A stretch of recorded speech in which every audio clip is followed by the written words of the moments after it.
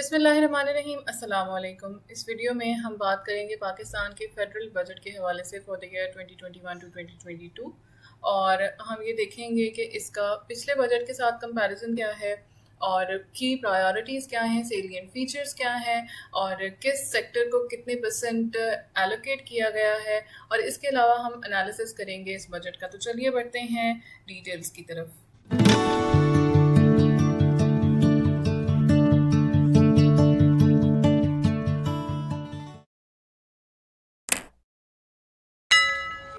یہ ٹاپک بہت اہم ہے، اکانومی سے ریلیٹڈ کوئی بھی اگر ایگزام میں سوال آ جاتا ہے اس کو سالو کرنے کے لیے۔ اس کے علاوہ جو ٹوٹل اماؤنٹ ہے جو بجٹ کی سیٹ کی گئی ہے اس کی فگرز بھی آپ کو یاد ہونی چاہیے، ہو سکتا ہے کہ اس سے ریلیٹڈ کوئی MCQ آ جائے۔ ٹوٹل آؤٹ لے ہے آف فیڈرل بجٹ 2021 ٹو 2022 کے لیے 8,487 بلین روپے۔ کی پرائیورٹیز کیا ہیں اس بجٹ کی، یہ دیکھنے سے پہلے میں آپ کو بتاتی چلوں کہ اس سے ریلیٹڈ جو لنک ہیں we will try to mention in the description of video. اس کے علاوہ جو اس کے اندر فلو چارٹ ہے اس سال کے بجٹ کا، وہ آپ کو ہمارے فیس بک کے پیج سے مل جائے گا۔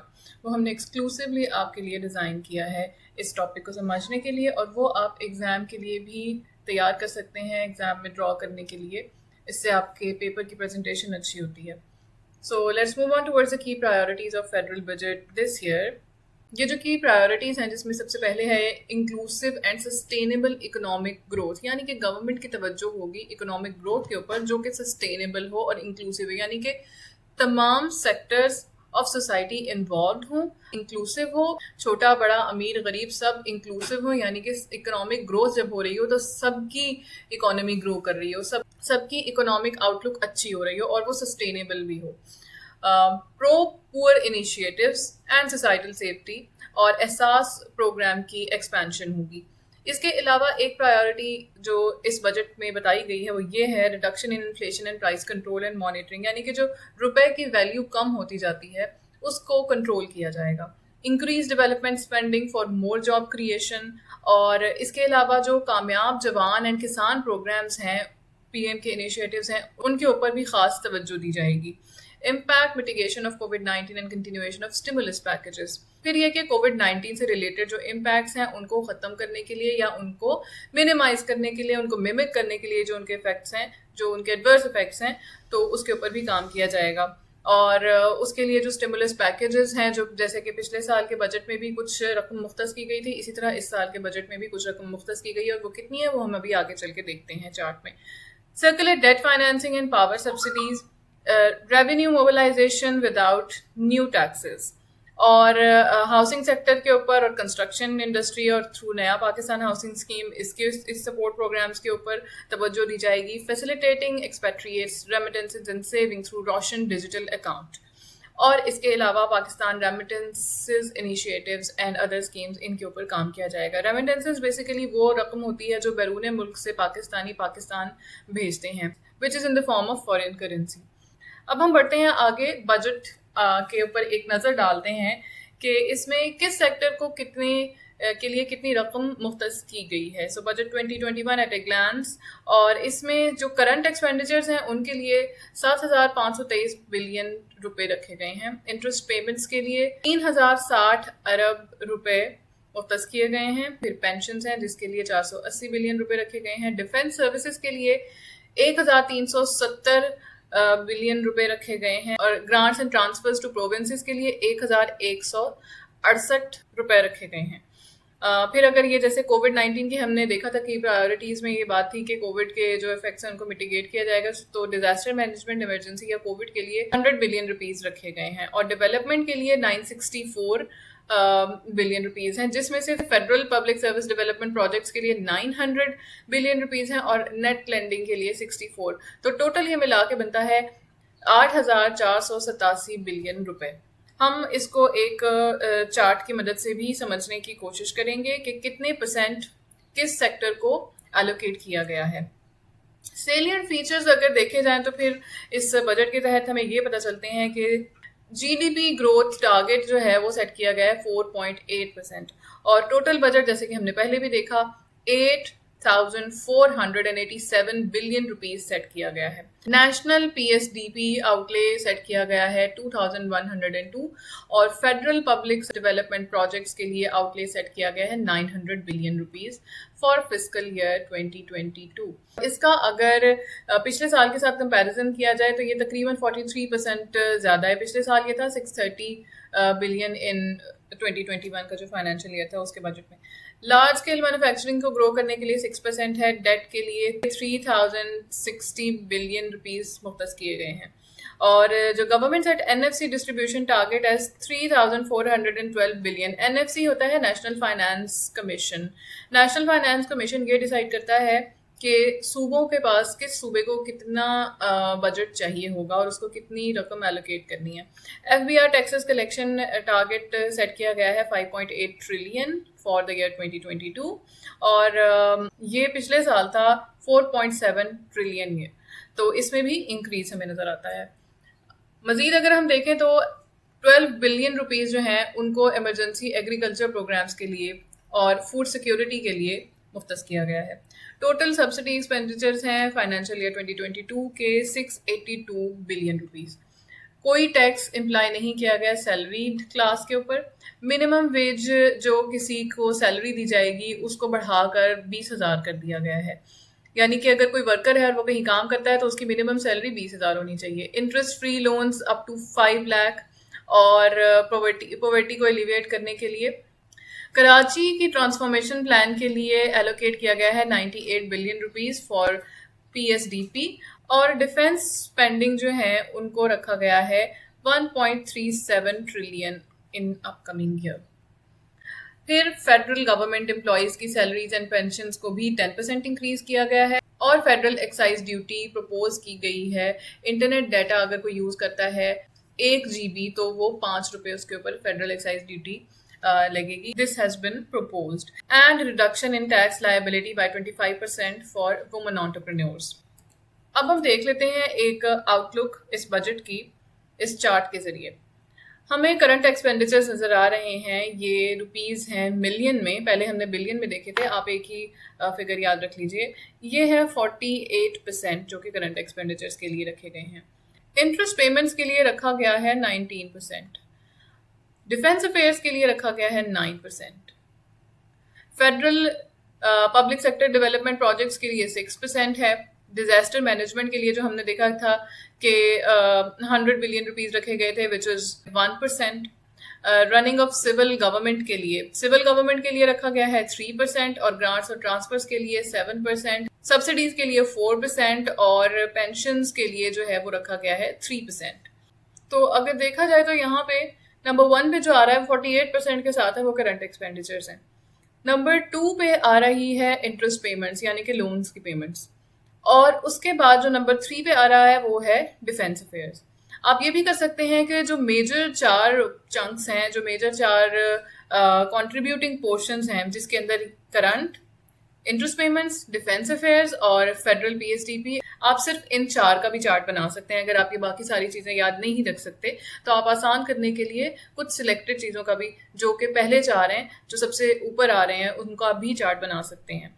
तो सबसे पहले आ रहा है 48% के साथ करंट एक्सपेंडिचर्स, दूसरे नंबर पे आ रहा है 19% के साथ इंटरेस्ट पेमेंट्स, तीसरे नंबर पर आ रहा है डिफेंस अफेयर्स 9% के साथ, चौथे नंबर पर आ रहा है फेडरल PSDP जो कि 6% है, फिर उसके बाद ग्रांट्स एंड ट्रांसफर वाला 7% के साथ 5वें नंबर पर है, फिर उसके बाद 4% के साथ सब्सिडीज, 3% के साथ पेंशन्स और रनिंग ऑफ सिविल गवर्नमेंट और फिर लास्ट में है प्रोविजन ऑफ डिजास्टर्स या जो कोविड इमरजेंसी सिचुएशन को डील करने के लिए बजट मुख्तस किया गया है वो है 1%। अब हुकूमत का ये कहना है कि हुकूमत ने सेंट्रल बैंक से हासिल किया हुआ 559 अरब रुपए का कर्जा रवां साल वापस किया, जबकि 2 साल के अंदर हुकूमत मरकजी बैंक से हासिल करदा 1100 अरब रुपए का कर्जा वापस कर चुकी है। और हुकूमत का ये भी कहना है कि कर्ज़ों के इंतज़ाम में बेहतरी के लिए प्राइमरी सरप्लस को बरकरार रखने, इन्फ्लेशन को कंट्रोल करने और इकोनॉमिक ग्रोथ और बजट के खसारे को कम करने के लिए मुनासिब इक़दाम किए जा रहे हैं। अगर हम कंपैरिजन देखें 2021 का और 2022 फाइनेंशियल ईयर का जो बजट है उनके दरमियान تو جو سبسڈیز ہیں ان کے لیے جو بجٹ مختص کیا گیا اس کے اندر بھی اضافہ ہوا ہے. گرانٹس اینڈ ٹرانسفرز کے لیے جو بجٹ ہے اس کے اندر بھی اضافہ ہوا ہے. ڈیفینس افیئرس کے لیے جو بجٹ ہے اس کے اندر بھی اضافہ ہوا ہے. اور provision of civil running of civil government کے لیے جو بجٹ ہے اس کے اندر ہمیں کوئی اتنا زیادہ اضافہ نظر نہیں آتا. یہاں پہ یہ 4,76,589 ملین روپے تھا اور 2022 کے لیے یہ 4,79,048 ملین روپے ہے. تو اس بجٹ کے کانٹیکس میں اگر ہم دیکھیں کن لوگوں کو فائدہ ہوا ہے وہ ہیں گورنمنٹ امپلائیز, وہ ہیں reduction in rate of capital gains tax on disposal of securities from 15% to 12.5%. پھر ریفائنریز ہیں جن کو ایگزیمپٹ کیا گیا ہے, اور فارماسیوٹیکلز ہیں جن کے اوپر امپورٹ ڈیوٹیز کو کم کیا گیا ہے. اس کے بعد اگر ہم دیکھیں کہ جن لوگوں کو جو نقصان میں جا رہے ہیں وہ ہیں کار ڈیلرز, کیونکہ tax on the so called money on vehicles if sold without registration is to be retained. پھر ٹیلی کام انڈسٹری ہے, جیسے کہ ہم نے دیکھا ابھی کہ 5 روپے پر GB ٹیکس ڈیوٹی ایڈ کی جا رہی ہے اس کو, اور پھر نان فائلرز. تو اوور آل آئندہ بجٹ میں جو کل جاری اخراجات یا کرنٹ ایکسپینڈیچرز ہیں ان کا تخمینہ 7,523 ارب روپے لگایا گیا ہے. قرض اور سود کی ادائیگی کے لیے 3,060 ارب روپے, دفاع کے لیے 1,370 ارب روپے اور سول حکومت کے لیے 479 ارب روپے مختص کیے گئے ہیں.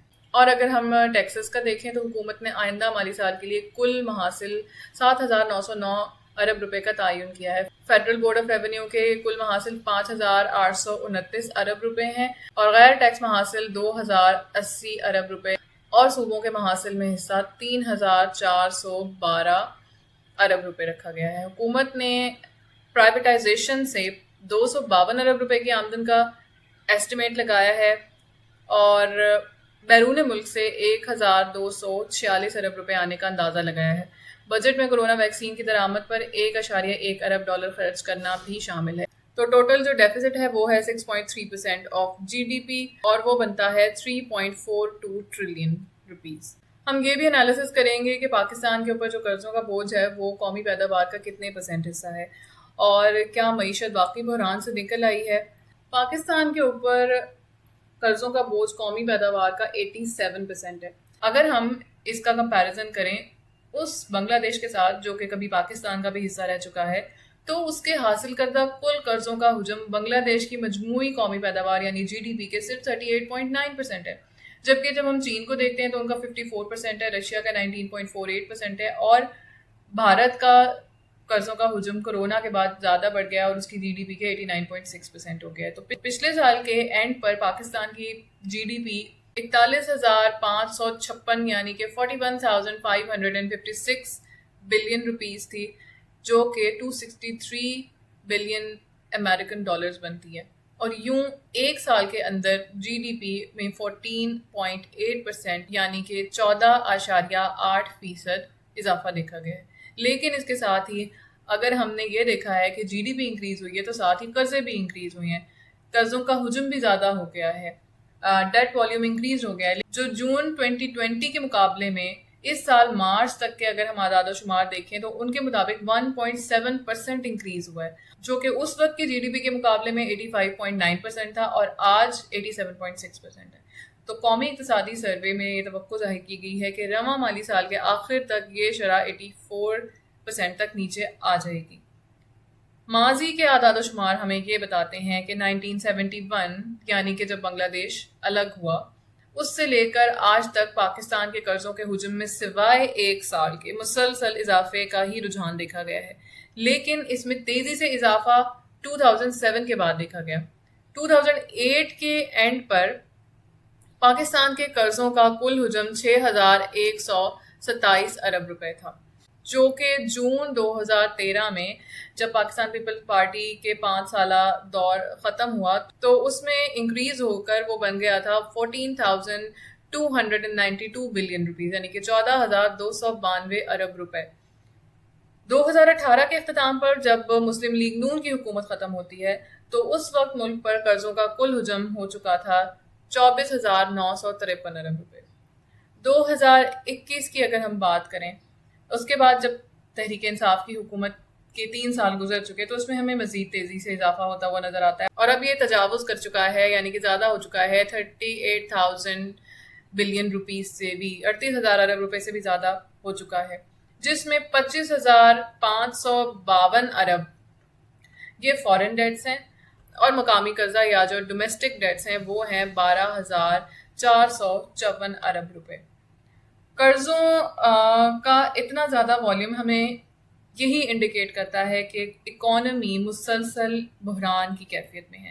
کچھ ایکسپرٹس یہ بھی کہتے ہیں کہ لاز جیسے کہ fiscal responsibility and debt limitation act 2005 حکومت کو پابند کرتا ہے کہ مجموعی قومی پیداوار سے 60% اوپر قرض نہیں لیا جا سکتا، اور بجٹ کا سالانہ خسارہ 3 سے 4% سے زیادہ نہیں ہونا چاہیے، لیکن اس کے بالکل برخلاف ہوتا رہا ہے۔ 2017 سے 2018 میں جو خسارہ تھا وہ تھا 6.6%، جبکہ 2018 سے 2019 میں یہ خسارہ 9% رہا، 2019 سے 2020 میں 8.1% رہا، جبکہ 2021 میں یہ 8% کے قریب رہنے کا امکان ہے۔ تو جب اتنے زیادہ بڑے خسارے والے بجٹ ہوں گے تو ظاہر ہے قرضے لے کر ہی پورے کیے جائیں گے، اور ایسی صورت میں قرضوں کا والیوم انکریز ہوتا جائے گا۔ ریزلٹنٹلی جب پی ٹی آئی کی حکومت آئی تھی تو تب بھی یہ 70% کے قریب تھا، اور اب جی ڈی پی کے 87% سے بھی زیادہ ہو چکا ہے۔ تو پاکستان کا پورا دفاعی خرچہ اور سول حکومت کے اخراجات قرضے لے کر پورے کیے جا رہے ہیں۔ اس صورتحال کے بہت ڈیپ امپیکٹس ہیں۔ مالی سال 2018 اور 19 کے بعد ایک پریشان کن بات یہ ہوئی کہ وفاقی حکومت کے سارے محصولات یا ٹیکسز ملا کر صوبوں کو دیے جانے کے بعد بچ جانے والے نیٹ ریونیو کے لیے قرضوں پر سود کی ادائیگی بھی مکمل نہیں ہو پائی۔ اس سے یہ ظاہر ہوتا ہے کہ ہماری معیشت بدستور بحرانی کیفیت سے گزر رہی ہے۔ تو گزشتہ 8 سے 10 سال سے بجٹ میں خسارے میں مسلسل اور زیادہ تیزی سے اضافہ ہوا ہے، اور اس کی کئی وجوہات ہیں۔ پھر یہ کہ جو قرضے لیے گئے ان کی ادائیگی کے لیے ڈیٹ سروسنگ کی رقم بھی کافی زیادہ تھی، اور یوں یہ والیوم انکریز ہوتا چلا گیا۔ اس وقت حکومت کے لیے اہم قرضہ پرانے قرضوں اور ان پر سود کی رقم کی ادائیگی ہے۔ تو جب قرضے اتنے زیادہ ہوں گے، ہم نے دیکھا کہ بجٹ میں جو کرنٹ ایکسپینڈیچرز کے بعد دوسرا سب سے زیادہ والیوم تھا وہ تھا ڈیٹ سروسنگ۔